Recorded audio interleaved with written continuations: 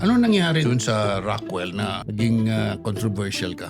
I don't know, you know, somehow all these irritating people find me, you know, in these public places. This Chinese-looking guy, 1 meter away ako, you know, I hang out in Rockwell. Marami akong mga kilala doon. You know, we're seniors.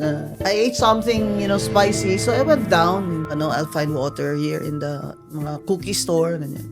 So about a meter away, layo naman siya sa akin. So, nagsabi ko, ay, may cookie, siguro may water dito. So, I waited kasi may vendor na nag-service dun sa dalawang babae at lalaki. Tapos, naubo ako.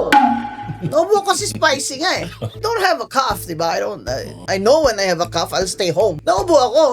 Kung kumano na I turned away. May witness ako. Oo, si Johan. There's another waiter witness who actually went viral. Nag-video din sila. They saw me. Turn around na eh. Ginanong pa ako, excuse me, would you do that? Would you touch my shoulder and say, excuse me, you're coughing. You should leave. Bongga. What? Sabi ko sa kanya, I couldn't believe it. Parang, what? Are you a doctor? Sabi niya, no.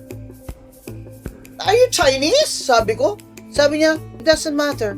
You should go home. Sabi ko sa kanya, nakita ko yung asawa niya may mask. Sabi ko, if you are sick, you should stay home. You're the one who should stay home. Nakilala mo sila?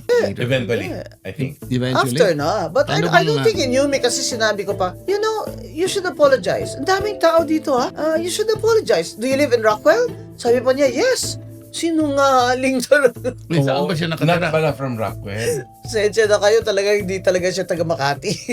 Ayoko na sabihin yung town, baka magalit sila sa akin. Pero talagang sinungaling na ewan, atrebido, di ba kung sa Ilonggo pa?